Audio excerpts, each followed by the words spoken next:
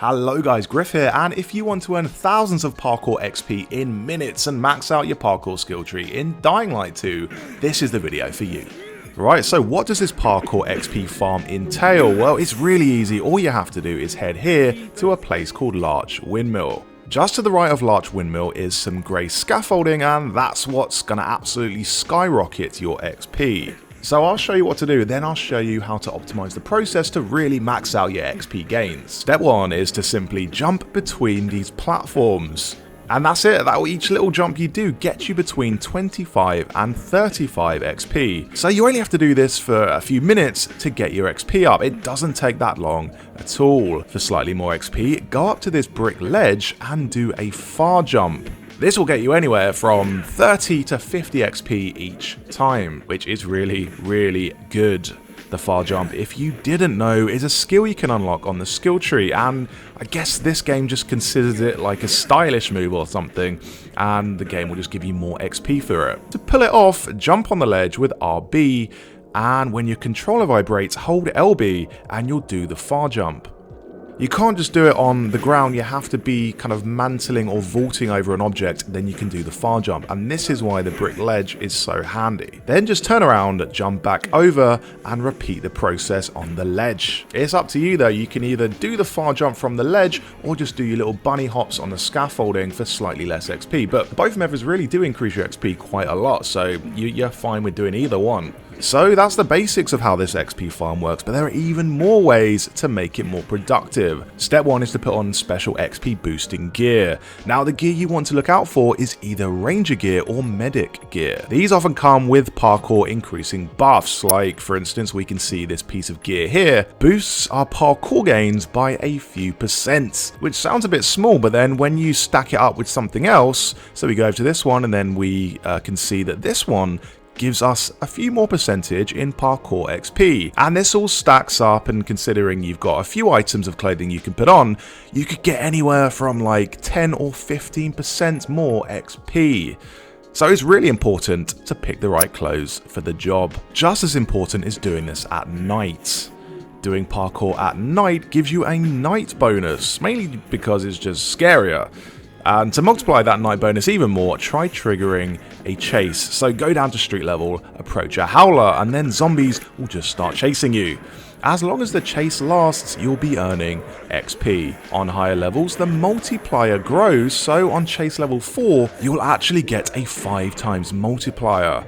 That's on top of the nighttime bonus, which you can see next to your default XP, as well as XP boosts from your clothes. And don't worry about volatiles, which are those big grey zombies who deal loads of damage, as no zombie can touch you around here. That's thanks to the UV lights nearby. The zombies just sort of hang around and throw a few lazy swipes at you, but since you're jumping around all over the place, it kind of confuses them. They might even leave the area, but the chase is still technically continuing, even though they've left. And that's why I call this method a glitch or an exploit, because sometimes I'm jumping around here for like 3 or 4 minutes without a zombie in sight, yet I'm on chase level 5 and the chase is still continuing, and I'm earning 5 times the multiplier without any chase danger. You can make this XP farm even more fun and even more lucrative with a few skill purchases. One I recommend is the zombie springboard, which sees you vault straight off a zombie's head. And this is useful not only because it earns you more parkour XP, but because if a zombie's in the way, you can just get round them really quickly. You get loads of height on this, and if nothing else, it's just fun to use a zombie's head as a trampoline. Another good skill to buy is the dash, which you do by clicking the right stick in. When you dash and then jump, it adds distance to your jumps, which increases your XP. Essentially, the further you jump, the more XP you get.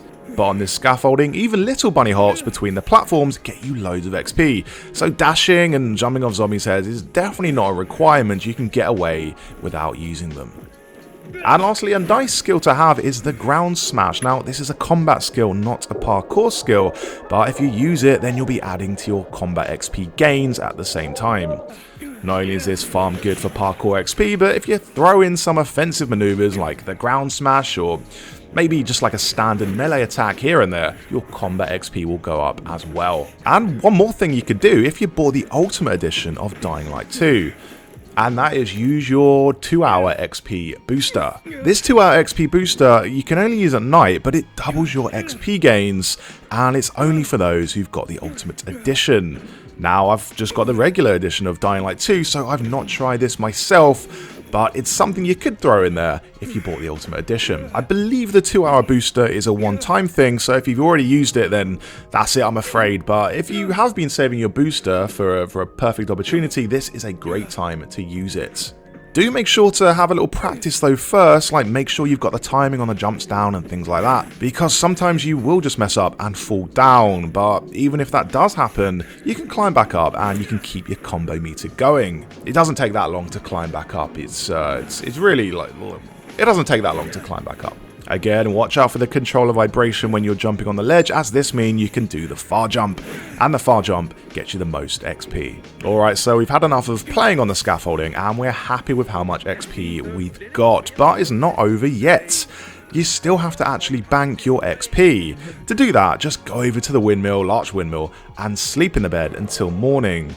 That's the reason this farm is so good. The safe house is literally like 10 feet away.